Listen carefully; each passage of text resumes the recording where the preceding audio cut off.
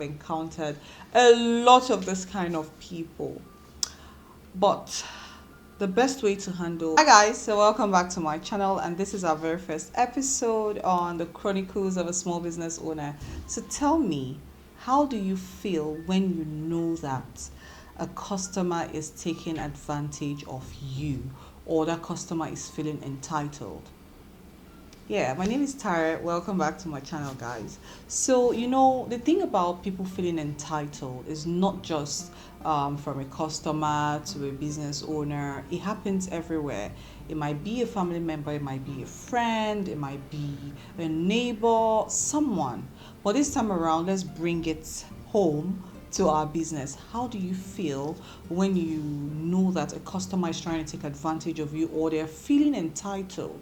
Now, let me give a practical example. So, I have my target audience for my brand called Ladies and Scarves are aunties, rich aunties. Yeah, they like to buy these luxury scarves and the beautiful accessories I sell, right?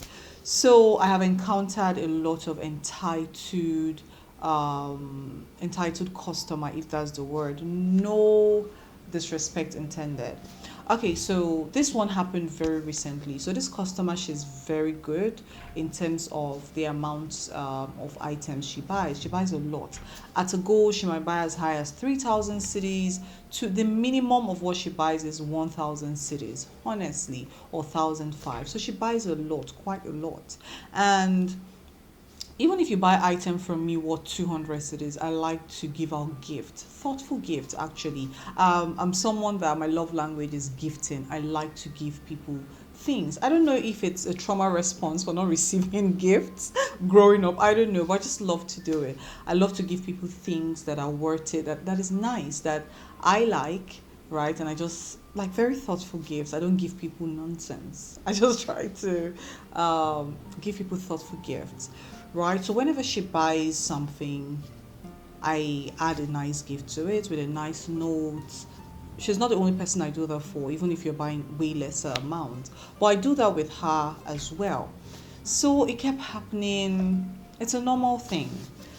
And then there was one time she got items, and it's not like in every other items I add gifts, but majorly most times, right? There's a season in my business where I add gifts because these gifts are well thought and planned out. So when the items come, I add gifts, but not all the time. If you're a business owner, you know this thing, right? So I do that from time to time. So there was one time I sent her, I think she told me I don't know if it was her daughter or her granddaughter's birthday. And I said, oh, okay, then she got some things from me. And then I added a special gift for the daughter. I don't know if it's the daughter or the granddaughter. I really cannot remember right now. So I added it, and then when it got to her, she was like, oh, I really like this. It is like, when she get the item, she doesn't act like, oh, it's a gift. She just acts like it's part of what she bought. But I don't really care. I just want to do right by myself first, right? So yeah, so when she got so that time I added a gift for the daughter or the granddaughter, I'm not so sure. Maybe when I'm editing this video I'll check the chat to be sure, but I don't think it's necessary. So I added the gift, and then let's say like a week later, she wanted to get, a week or two later, she wanted to get some other items. And then she got the items well packed. My packaging, we'll talk about packaging another day, but let's continue with this one. Small business owners packaging, we'll talk about it another day. Let's continue with this. So she got the item, and then when she got this item, I think a day or two later, she texted and she was like, oh, I didn't receive this thing in the item. And I was like, ma'am, hi, good afternoon. Your orders are complete. I don't understand. She was like, oh, I did not receive. So she referred to the gift I gave the first time. So she referred to the item. I did not receive this item in the package. I was like, please, you didn't pay for it. I sent out the items you paid for. She said, yes, but the last time you added it, and now you did not add it. Why? I referred back. I said, when you got the other item, I told you I added a special gift for your daughter's birthday. It was a gift. She was like, yes, I know, but why didn't you add it this time? And I was surprised. And I was like, oh, the item. So I told her the price of the item. She kept on insisting that I should have added the gift, like it was her right and she was entitled to it. You know that thing as a small business owner where someone or a customer is trying to upset you and you've typed a lot of things, but the Holy Spirit just say, clean it and just say, okay. So I gave myself a little bit of a breather. I thought about it and I told her, I said, Madam, I indicated that I added a gift because it was her birthday.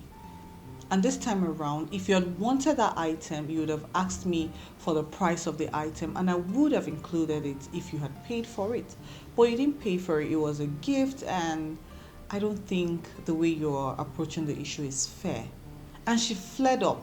She was like, oh, the thing is not even up to, like, she was just feeling so entitled. And it just got me thinking, why was she feeling entitled?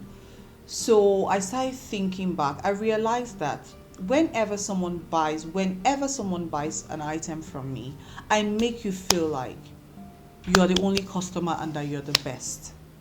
I point out, I highlight things about you. I just like to do. I say, oh, thank you so much, ma. You just made this other process so seamless. Thank you for supporting me. So I make you feel like truly, truly you're the only person I'm serving, or truly, truly you're the best. So I think she actually thought that she's the only customer that buys from me and that she could talk to me that way. But at the end of the day, I've learned over the years that I know some people say this thing for marriage, that in marriage you throw out your ego. I'm not married yet, so I can't say that for marriage. But in business as well, especially as a small business owner, you just want to throw out your ego and just ignore things.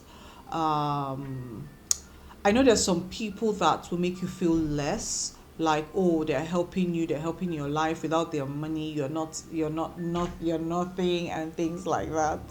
I know that feeling. I have been a small business owner, a small growing business owner for a long time, so I know that feeling. I have encountered a lot of this kind of people. But the best way to handle is take a breather and handle it in the most diplomatic way that you can. Being firm, but at the same time, educating the customer in a subtle way. So, what I did, I had to let her know that the first one was a gift, which I pointed out because I think it would be a cute, thoughtful gift for the little girl. But this time around, no, it was nobody's birthday, and I'm not obliged to add a gift. So, ma, I think it is not fair the way. And then she didn't respond, but she came back to buy again, right? I think she apologized. I think she said, oh, sorry about that. Maybe she didn't respond for a while, and then she said something like, sorry about that. But yeah, she came back to buy again. So yes, we meet entitled people. We meet people that make you feel like um, they are better, or without them you cannot survive. Or it happens in business a lot. We also see the way small business owners, some of them create their content to also beg people to come buy. Right? So maybe when they see things like that, they they tend to think that without their money you cannot survive. The truth is we need customers' money in our business. The reason your business is in existence in the first place is for another person, it's not for you. I cannot tie all the scarves in the world. I have so many scarves that some of them, when I bring and there's like a new collection and there's a very beautiful design, I think I might not bring again. I just take one and keep for myself. But the truth is I cannot use all the scarves I bring. Sometimes at a go I can bring close to 3,000 pieces, sometimes lesser, but I cannot use the scarves myself, right? So I still end up selling them. So basically, when you face a customer that is feeling like they're entitled or ungrateful, don't take it to heart a lot.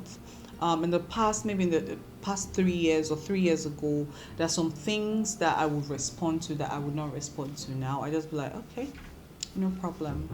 If it's going to make you happy, sorry, right? And sometimes I want to get to the root of it and let you know that no, it didn't happen this way. I will try my best to do it in the most politest, that's the word, way ever. But yeah, so how do you handle entitled or ungrateful in quotes customers that come to you. So this is our very first episode of the Chronicles of a Small Business Owner. I'm going to try as much as I can to get topics that will resonate with me and my business, and also resonate with you watching. Thank you for watching. My name is Tare again. And do not forget to like, subscribe, share with friends, and most importantly, keep your comments coming. I love to respond to comments. And I'll see you in my very next video. Bye, guys.